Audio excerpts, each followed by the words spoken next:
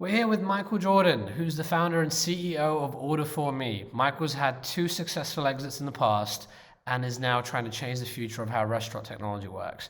Michael, what's going on in the world today? We're in the middle of a pandemic Another and shutdown, Zain. Yeah, you're right. It's almost every week something new again. It feels like we're back in April right now. right, and we met prior to the pandemic and you were quite visionary because you had a lot of ideas of how the future should look.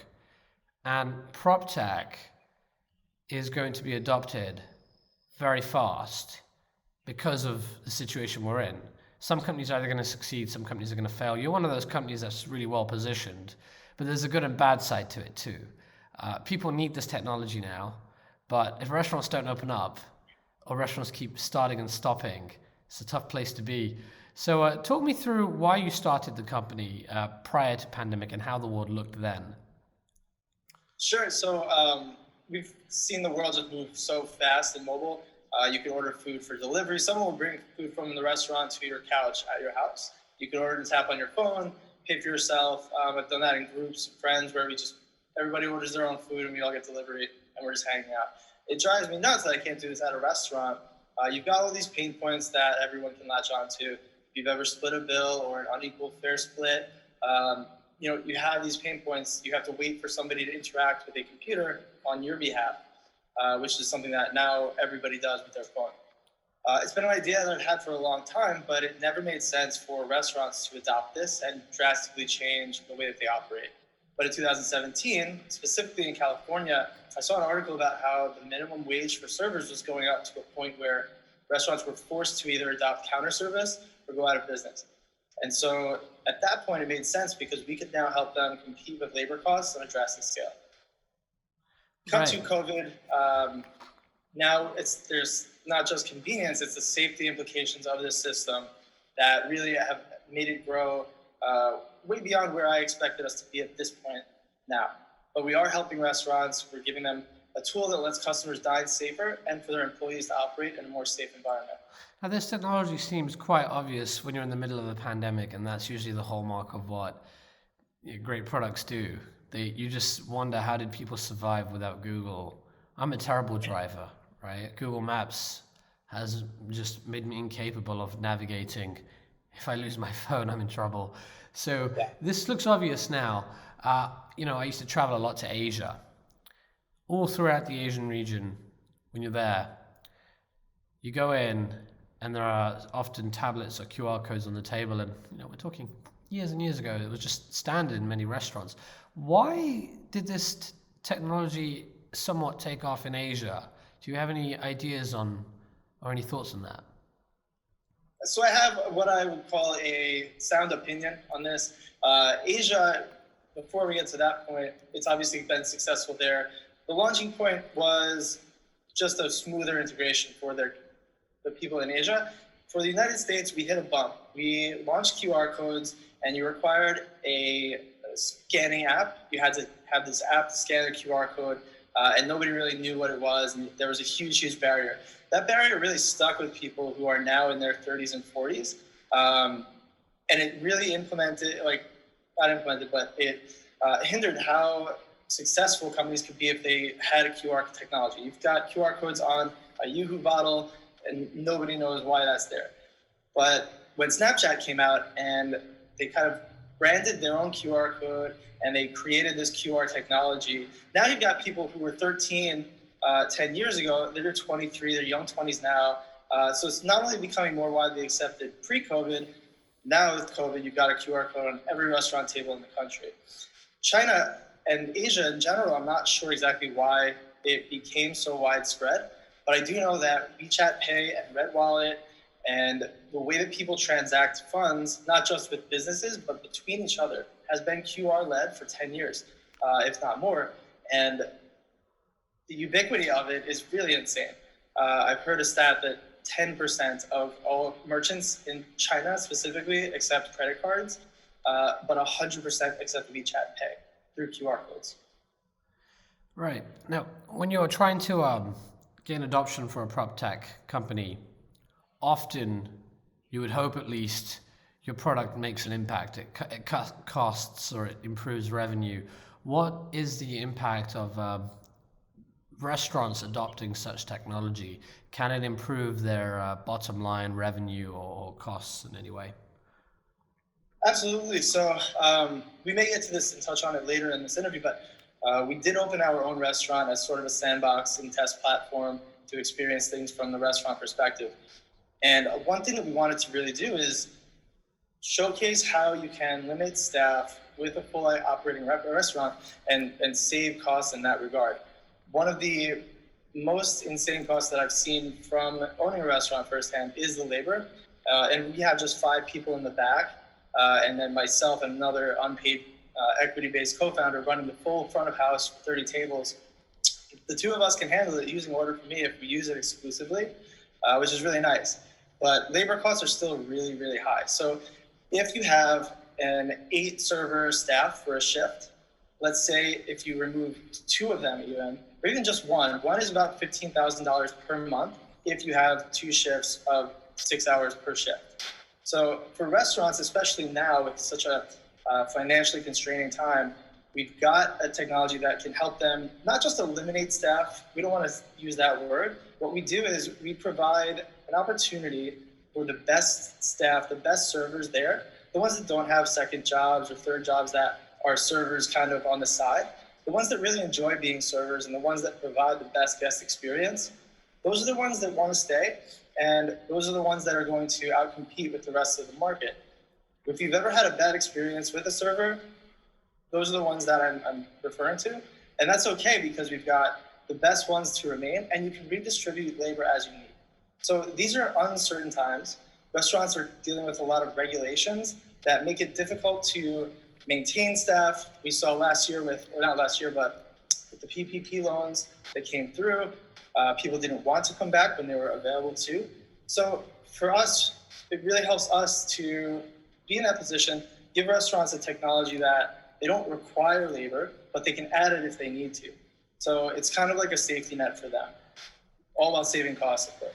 Yeah, that's fascinating. And in PropTech, sometimes when you try to move the market, sometimes you just feel like, you know what, I need to just own that damn underlying real estate, or I need to own the operations. In your case, you're selling to restaurants and you see the opportunity to actually own your own restaurant and you know, as they say, eat your own dog food, right?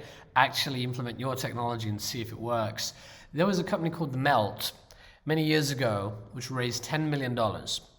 And The Melt was really a restaurant. It was a tech-enabled restaurant, and they raised $10 million from Sequoia.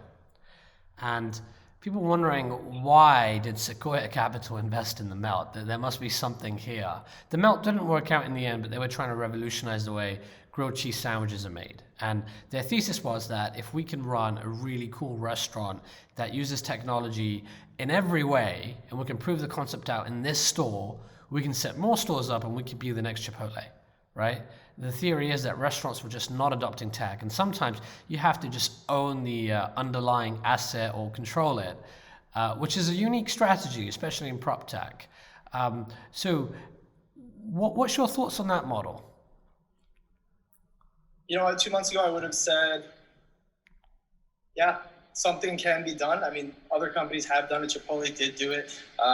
McDonald's, right? If you have the first ever fast food chain, if you can revolutionize the way that the process is run and that people love the food and continue to go there repeatedly, then you're in a good position. Well, that was 2 months ago. So what about now?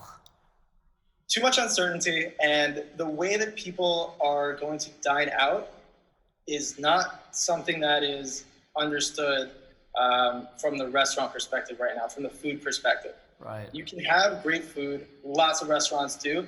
I'm seeing so many restaurants with great food that are resisting technology right now, really suffering.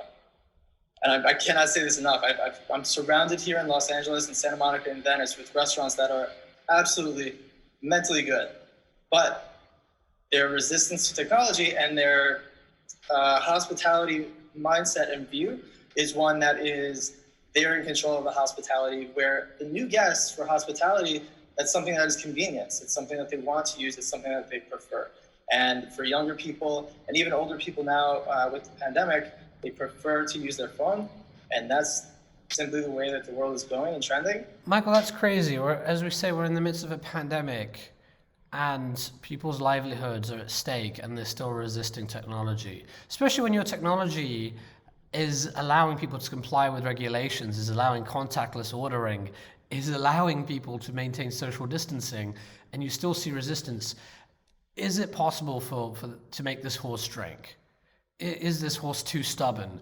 Are there certain prop tech owners who will just never, not prop tech owners, real estate related owners and operators who will just never adopt technology, even when there's a disease, killing hundreds of thousands of people? Or do you think they will eventually come on board, or do you think this is part of what we call in the adoption adoption cycle the very late adopters? The late adopters may just not make it. Honestly, and I feel bad to say this, but I do think it's going to happen that way. We've just seen that stubbornness be so significant in the few individuals and groups that are still resilient to technology in the restaurant space. And that's where I see a really big adoption by new restaurant and business owners coming in. The reason that we got our restaurant is because the previous one closed. And one of our investors owned this group and basically just gave us the keys and said, hey, if you guys have a few months, if you want to try and get something going, because we're closing it down. And he adopted the technology. So it's not even something that, people can always expect or know what's going to happen. But for us, we're seeing so many vacant businesses. We're seeing so many lots for rent in the restaurant space that you can instantly see where this change is going to happen. It's already happened. We're not in a position where this is going to be 5 years. This is going to be within 1 to 2 years. This shift has taken place. So we're there now, and we're seeing a lot of people take advantage of where these old companies fell off, and they're coming in, embracing technology, and giving new younger customers what they're looking for.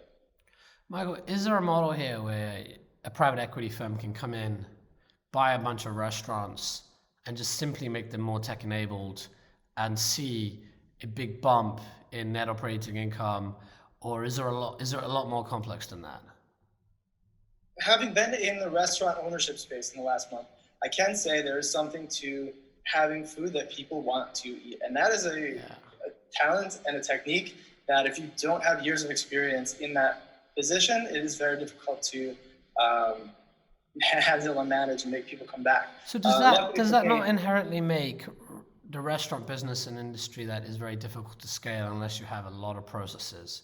I'm guessing in order to deliver great food beyond a certain, restaurant, and you want to serve it in a bunch of restaurants, or even regionally or nationally, you need processes, you need a sophisticated supply chain, you need standard processes for maybe how you open up new locations, maybe there's a franchise model you adopt. All of those things too are probably missing. Yeah, and if you look at some of the more successful, even localized companies with just a few locations, up to 50, you could Sweet Green, Tender Greens. These guys were just obsessive over the process and making sure that it was scalable. And in that regard, yeah, it's exactly similar to a tech firm that we can come in and you could probably take over a few 100 locations if you have the process right and you can scale it and hire and manage the teams. What makes that difficult right now is the regulations that come out of nowhere, and you have to really dance around them as they come through as the restaurant ownership. And yeah, typically right now, it just feels like what we want to preach, and in terms of order for me, is certainty.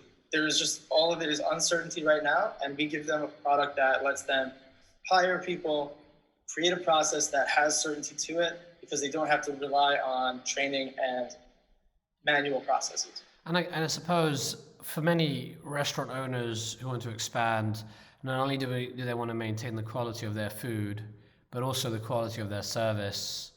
And that might be a reason not to expand in a certain location or to go beyond where you are. And what I'm hearing you say is that the restaurant technology industry, specifically Order for Me, is solving that problem potentially with service, at least, allowing more consistent service, consistent experience, and allowing you to cut costs by having less waiters and keep the best of the waiters and redistribute, as you said, the labor itself.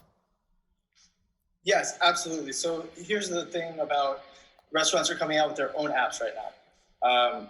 I see this as a problem. We saw this with the tabletop machines that they use at Applebee's and Buffalo Wild Wings. This is a unique interface that the restaurant, if they're a bigger chain, they leverage for their own interface and their own system for the way that things work, the way their menu is displayed, and the way that people pay. Problem with this is that you have to download or interact with a new interface and system for every restaurant that you go to. I don't know about you, but I don't feel like having an app on my phone for every restaurant that I patronize.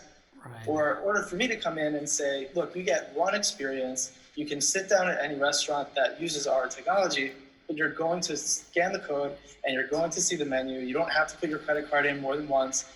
Now you can just order food. You know exactly what the menu is going to look like. It's a single experience.